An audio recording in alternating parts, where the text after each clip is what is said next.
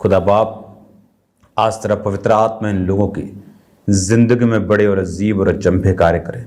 जितना वचन ये सुने खुदावन 100 गुना फलों को लेके आए। आज ये स्पेशल बाइबल टीचिंग इनकी जिंदगी को सेम न रहने दे खुदावन। तेरा पाक रूह इन्हें छुए।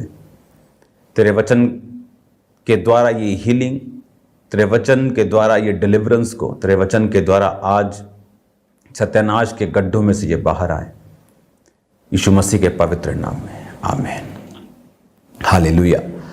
गॉड ब्लेस यू ऑल और स्वागत है यीशु मसीह के नाम में आज खुदावंद की प्रेजेंस में स्पेशल बाइबल टीचिंग में। आपको मैं खुशखबरी देना चाहता हूं कि खुदावंद ने 7 वीक्स 7 हफ्ते जो डिलीवरेंस के लिए बोले हैं, कल संडे उसके लिए मैं आपका स्वागत करता हूं चर्च में।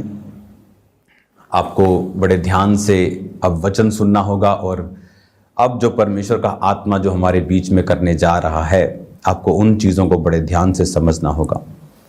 अगर हम बाइबल में देखें तो वचन कहता है कि जब इज़राइलियों ने प्रेयर्स की, और प्रेयर भी कैसे की, जब फिरौन ने उन्हें तंग किया तब उन्होंने प्रार्थनाएं करनी शुरू की। और वचन कहता है कि जब उन्होंने प्रेयर्स की तो परमेश्वर ने मूसा को कहा कि मैं अपने लोगों की दुहाई को सुनकर तुझे उनके पास भेजता हूं। और बाइबल कहती है परमेश्वर ने मूसा और हारून को भेजा। मूसा को परमेश्वर के वचन के अनुसार और हारून को मूसा के कहने के अनुसार कि मैं अकेला नहीं जाना चाहता हूं, कि मैं मुंह का भद्दा हूं। और परमेश्वर ने उसके मुंह के भद्देपन को, थत्थेपन को ठीक ना करके बल्कि उसे हारून दिया। बाइबल कहती वो दोनों राजा के सामने गए और उन्होंने कहा कि परमेश्वर कहता है कि मेरे लोगों को जाने दे। और इस तरह से बाइबल कहती है उनके छुटकारे की शुरुआत हुई। और अगर हम ध्यान से बाइबल को पढ़ेंगे कि जब इज़राइलियों ने परमेश्वर के सामने दुहाई दी, उन्हें मालूम था कि 400 वर्ष बीतने पर परमेश्वर ने कहा था कि मैं अपने लोगों को छुड़ाकर उस देश में भेज दूंगा जहां दूध और शहद की नदियां बहती हैं। पर बाइबल कहती 430 वर्ष होने पर भी परमेश्वर ने उन्हें नहीं भेजा, क्योंकि उन्होंने उस गुलामी में कंफर्ट जोन में चले गए और उन्होंने अपनी भविष्यवाणी के अनुसार प्रार्थना नहीं की। वचन कहता है कि अपनी भविष्यवाणी के अनुसार तू लड़ाई कर। पौलुस कहता है तीमुथियुस को जो भविष्यवाणी तेरे विषय में की गई उसके विषय में निश्चिंत मत रह, तो उसके विषय में अच्छी लड़ाई को लड़। क्योंकि भविष्यवाणी जब होती है तो शैतान भी सुनता है, और जब शैतान सुनता है तो वो उस भविष्यवाणी को लटकाने की, दूर करने की या खत्म करने की कोशिश करता है। और परमेश्वर ये चाहता है कि आप उस भविष्यवाणी के अनुसार प्रार्थना करें और अपनी जिंदगी को उस स्टैंडर्ड के मुताबिक जिए जो वचन कहता है, ताकि वो भविष्यवाणी आपकी लाइफ में पूरी हो सके। भविष्यवाणी क्या है? भविष्यवाणी परमेश्वर का वो इच्छा, परमेश्वर की वो विल, वो मर्जी है जो परमेश्वर आपकी लाइफ में चाहता है, और शब्दों के द्वारा या वचन के द्वारा वो आपको बताता है। वो भविष्यवाणी इंडिविजुअल हो सकती है, किसी को, किसी नबी के द्वारा, किसी दास के द्वारा आपकी लाइफ में बोली गई हो सकती है। वो भविष्यवाणी वचन के जरिए से जो परमेश्वर ने वचन में लिखा है, जिस तरह कि तू सिर ठहरेगा पूंछ नहीं, धर्मी का वंश बचाया जाएगा, तू बच, तेरा घराना बचाया जाएगा, यहोवा के खोजी को किसी भली वस्तु की घटी नहीं होगी, मैं अपने याजकों को उत्तम दूंगा, जो मेरे पिता की सेवा करेगा मैं उसका आदर करूंगा, जो मेरी सेवा करेगा मेरा पिता उसका आदर करेगा। ऐसी भविष्यवाणी जो वचन से लिखी हुई हैं वो भी आपके जीवन में लागू होती हैं। और अब जब बाइबल कहती है कि मूसा और हारून उनको छुड़ाने के लिए गए, और परमेश्वर ने जब देखा कि उन्होंने प्रेयर्स करनी शुरू कर दी, तो परमेश्वर ने मूसा को कहा आप जा और उन्हें छुड़ा। और अगर आप ध्यान से बाइबल को देखें, जब भी परमेश्वर आपकी लाइफ में कोई काम करना चाहता है, मैंने बहुत सी लाइव्स में देखा है, बहुत सी जिंदगियों में देखा है कि परमेश्वर ने लोगों को एक खास चर्च जाने के लिए बोला है। जब उन्होंने प्रेयर्स किए, परमेश्वर हमें छुड़ा, हमें इस चीज से छुड़ा, हमें उस चीज से छुड़ा, तो याद रखो हमेशा परमेश्वर अपने लोगों के पास आपको भेजता है। परमेश्वर ने डायरेक्ट इजराइलियों को छुड़ाने के लिए फिरौन से बात नहीं की, बल्कि एक व्यक्ति को ठहराया। और इसीलिए वचन कहता है आज नया नियम में परमेश्वर ने सबसे पहले चर्च में प्रेरितों को ठहराया है, भविष्यद्वक्ताओं को ठहराया है, इवेंजलिस्ट, पास्टर्स, प्रीचर, टीचर्स को ठहराया है, ताकि मसीह की कलीसिया जो है वो उन्नति पाए, जो देह है वो उन्नति पाए।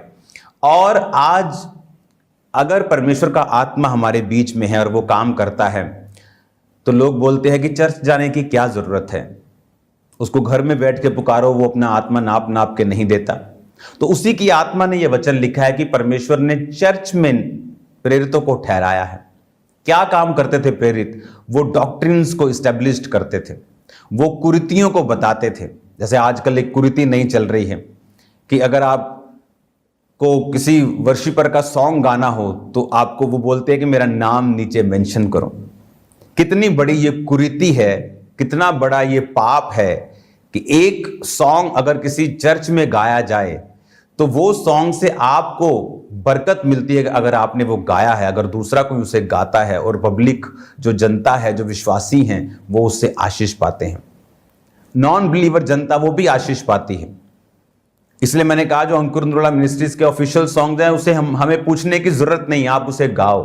अगर आप अपनी चर्च में गाना चाहते हो, आपका मकसद कोई फाइनेंशियल नहीं है कि सिर्फ व्यूज कमाना नहीं है, आप चर्च में गाना चाहते हो, क्रूसेड्स पे गाना चाहते हो, आपको हमारा नाम भी मेंशन करने की जरूरत नहीं, मेरे सिंगर्स को मेंशन करने की जरूरत नहीं, मेरी मिनिस्ट्री को मेंशन करने की जरूरत नहीं, जस्ट गाओ और कुछ नहीं होगा, कोई एक्शन नहीं होगा आपके खिलाफ। और इमेजिन करो आजकल के जो लोग हैं, इसलिए मैं कहता हूं कि वर्शिपर्स ढूंढना बहुत मुश्किल है। सिंगर्स ढूंढना आसान है, गॉस्पेल सिंगर्स आपको मिल जाएंगे, लेकिन वर्शिपर ढूंढना जो आत्मा की बातों को समझते हों और उन्हें शर्म आनी चाहिए ऐसे लोगों को जो इस तरह की बातें करके पवित्र आत्मा को निराश करते हो। और ऐसे भी इनमें से लोग हैं जो बड़े बड़े सिंगर्स के साथ, जिन्होंने बड़े बड़े वर्शिपर्स के साथ गाया हुआ है, आत्मा वाले वर्शिपर के साथ गाया हुआ, आज वो दुनिया में नहीं है।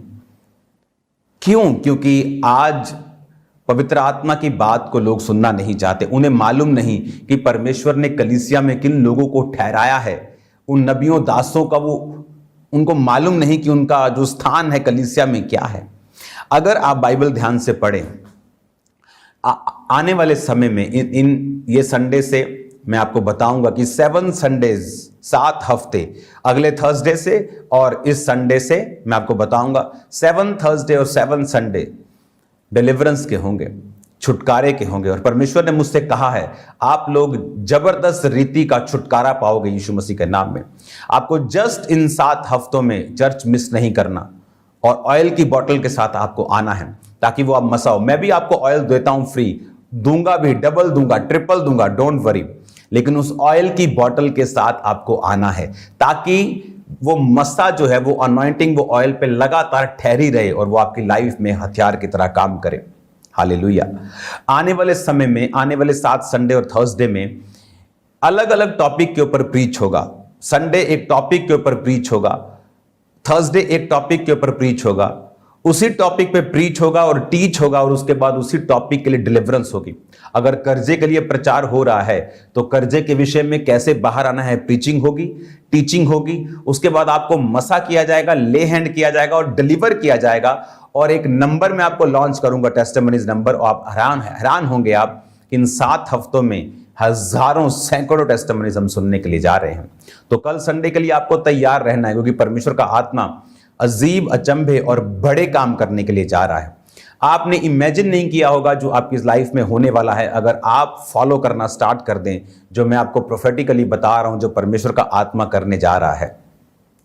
अब एक और चीज जो मैं आपको बताने जा रहा हूं कि परमेश्वर ने क्यों दासों को ठहराया है, और उनके पास परमेश्वर ने अधिकार दिए हैं, उनको पावर दी है लोगों को डिलीवर करने की, लोगों को आजाद करने की। और सभी दास एक समान नहीं है।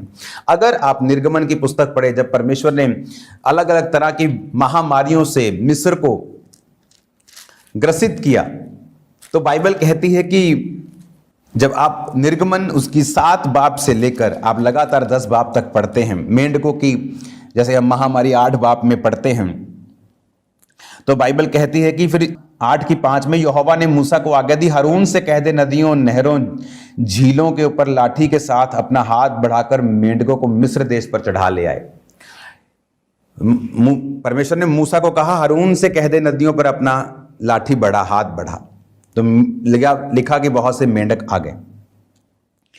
16 आयत में लिखा, यहोवा ने मूसा से कहा हारून को आज्ञा दे लाठी बढ़ाकर भूमि की धूल पर मार, जिससे मिस्र देश भर में कुटकियां बन जाएं। आप देखेंगे परमेश्वर ने मूसा को कहा कि हारून को बोल, हारून को बोल, हारून को बोल, हारून को बोल। और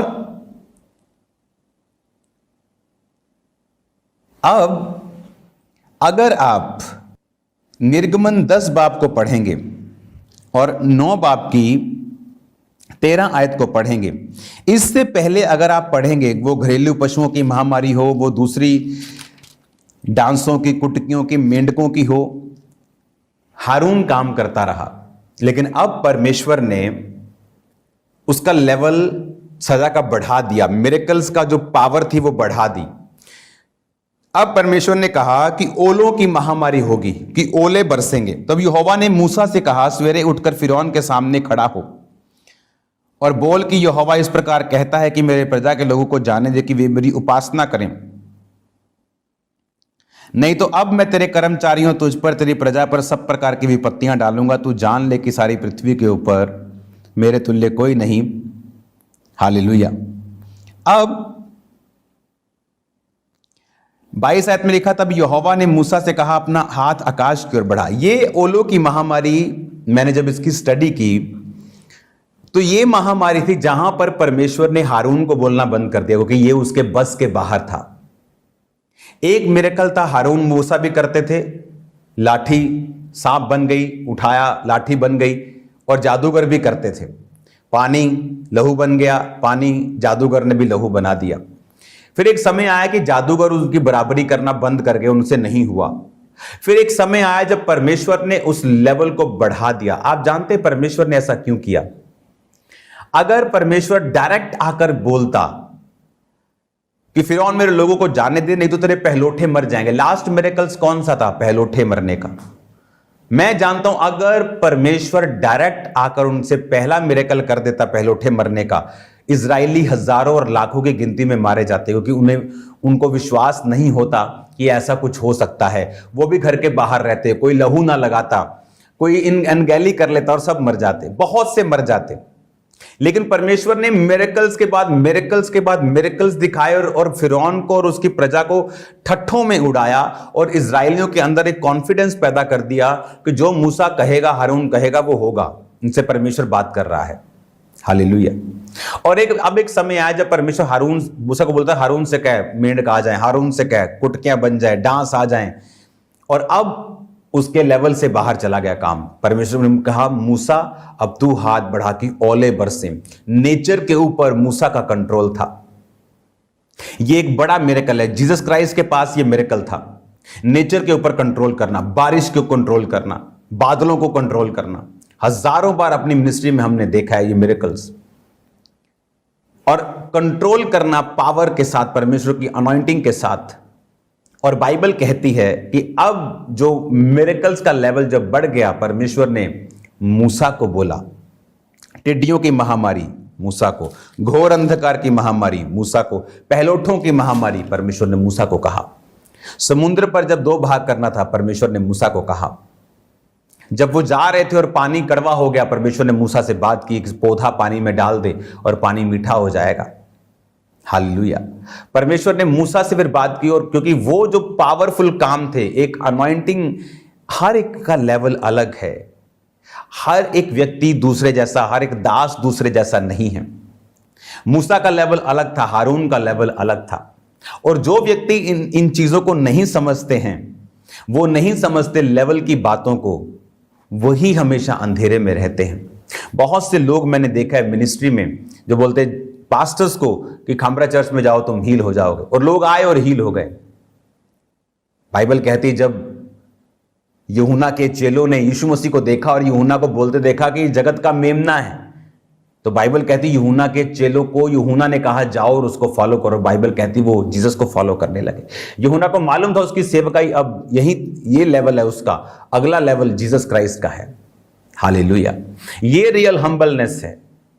दुकानदारियों की तरह नहीं, जो आजकल लोग फॉरेन में जब चर्चेस, खामरा चर्च भर जाती हैं तो वो इकट्ठे होकर बोलते हैं कि ये कैसी चर्च है जो स्क्रीन पे चल रही है, आओ इनके खिलाफ कुछ करें, क्योंकि वो चर्चेस नहीं चला रहे, वो दुकानें चला रहे हैं।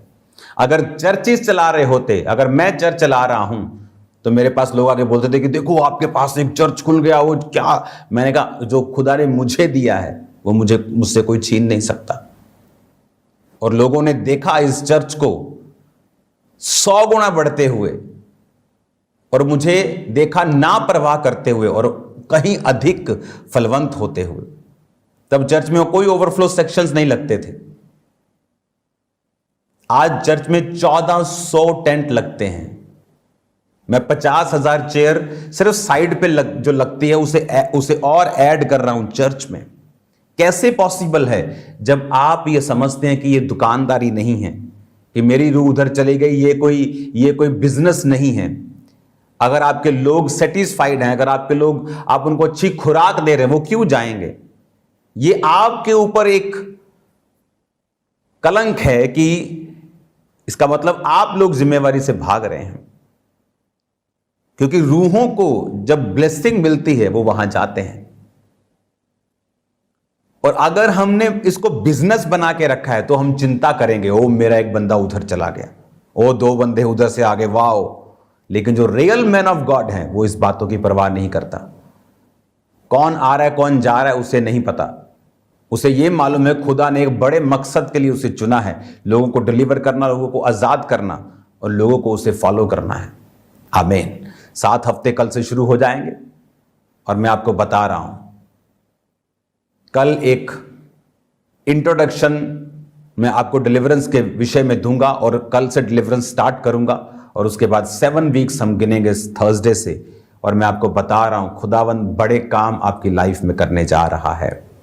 कल के लिए तैयार हो जाओ, संडे टाइम पर आओ, वर्शिप पूरी अटेंड करो, टेस्टिमनीज को अटेंड करो। मैं आपके साथ वर्शिप अटेंड कर रहा हूँगा और खुदावंद बड़े काम आपकी लाइफ में करने जा रहा है। मैं आपको बता रहा हूं कल खुदावंद की सुपरनैचुरल पावर जो है वो चर्च में काम करेगी और डिलीवरेंस काम करेगी। जस्ट स्पिरिट में, फास्टिंग में, प्रेयर में, शैतान के कामों को नाश करते हुए, लड़ाई झगड़े को इग्नोर करते हुए चर्च में बैठो, वर्शिप अटेंड करो, प्रेयर अटेंड करो, वचन को सुनो। मैं आपको बता रहा हूं कल आप सेम नहीं जाने वाले यीशु मसीह के नाम में। आमीन। खुदावंद का आत्मा बड़े काम आपकी जिंदगी में करने जा रहा है। मैं आपको बता रहा हूं, उसने मुझसे बात की है डिलीवरेंस वीक स्टार्ट करने के लिए, तो इसका बड़ा मकसद होगा और आप देखेंगे परमेश्वर का आत्मा किस रीति के साथ लोगों को आजाद करता है। हालेलुया। प्रोफेटिक वर्ड्स के लिए, उसकी हीलिंग पावर के लिए, उसके डिलीवरेंस के लिए तैयार हो जाओ। बड़े कामों को देखने के लिए तैयार हो जाओ। हालेलुया। और यही परमेश्वर चाहता है, क्योंकि उसने हमें अपनी महिमा के लिए बुलाया और वो आपको अपनी महिमा के लिए आजाद भी करेगा, ब्लेस भी करेगा, हील भी करेगा, डिलीवर भी करेगा। हालेलुया। आपके ड्रीम्स में, आपकी विजन्स में खुदावंद का आत्मा आपको डिलीवर करेगा। उसके लिए स्पेशल प्रेयर्स स्टार्ट हो चुकी हैं। मेरी पर्सनल प्रेयर में आप होंगे इन 7 हफ्तों में लगातार डिलीवरेंस के लिए। जितने लोग फॉरेन में हैं, अगर आपको विजिट करना है नवंबर, दिसंबर, अभी विजिट कर लो। आने वाले इन महीने 1.5 में आप विजिट कर सकते हैं। बेस्ट टाइम होगा ये आप लोगों के लिए। खुदावंद का आत्मा बड़े काम करने जा रहा है आपकी लाइफ के बीच में, आपकी फाइनेंस में, आपकी मिनिस्ट्री में। थर्सडे डिलीवरेंस भी होगी और होली स्पिरिट की फीलिंग भी होगी, क्योंकि पास्टर्स मौजूद होंगे। तो इस थर्सडे से, जो आने वाला थर्सडे है, हॉस्पिटल प्रेयर लाइन थर्सडे नहीं होगी, क्योंकि थर्सडे मैं पास्टर्स को अटेंड करूंगा, क्योंकि चारों दिशाओं से, पूरे वर्ल्ड से पास्टर्स जो हैं हर थर्सडे अटेंड करते हैं, तो उनको मैं ज़्यादा टाइम दे पाऊँ। तो थर्सडे हॉस्पिटल प्रेयर लाइन नहीं होगी, संडे हॉस्पिटल प्रेयर लाइन होगी। और संडे के अलावा जो हॉस्पिटल प्रेयर लाइन के लोग होंगे, मैं उन्हें ट्राई करूंगा रोज अपने साथ प्रेयर माउंटेन के साथ जोड़ने की। तो वो सिर्फ 2 दिन नहीं, अब ज़्यादा दिन जुड़ेंगे और प्रार्थना को अटेंड करेंगे और हील होंगे और डिलीवर होंगे और परमेश्वर उन्हें आज़ाद करेगा। हालेलुया।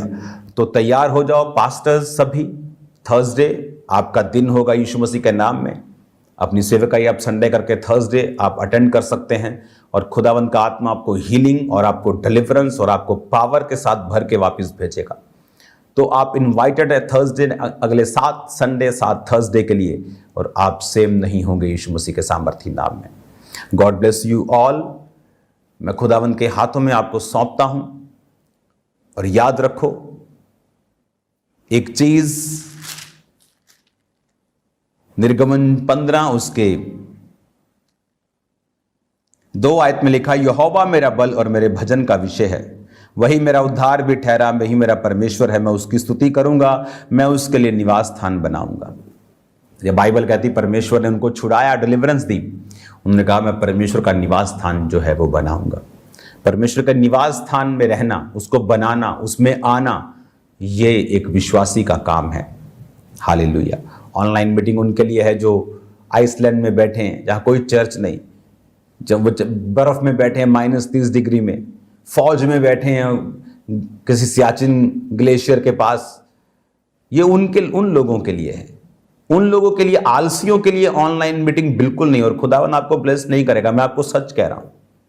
जो लोग आलस के मारे घर बैठे हैं, ऑनलाइन मीटिंग देख रहे हैं, नो, ऑनलाइन मीटिंग किन्हीं और लोगों के लिए है। हमें परमेश्वर के घर में रहना है ताकि हम बरकतों को पा सकें। मैं आपको सच कह रहा हूं, आपको कड़वा लगेगा लेकिन यह सच है, मैं आपको बता रहा हूं। अगर आपको ब्लेस होना है, खुदा के घर में होना है। आमीन। God bless you all. खुदावंद आपको बरकत दे। आप सेम नहीं होंगे। कल मैं आपसे मिलूंगा संडे खुदावंद की प्रेजेंस में, खुदावंद की माइटी वर्शिप में, खुदावंद की डिलीवरेंस वाली पावर के नीचे। आप सेम नहीं होंगे। तैयारी के साथ आना। God bless you.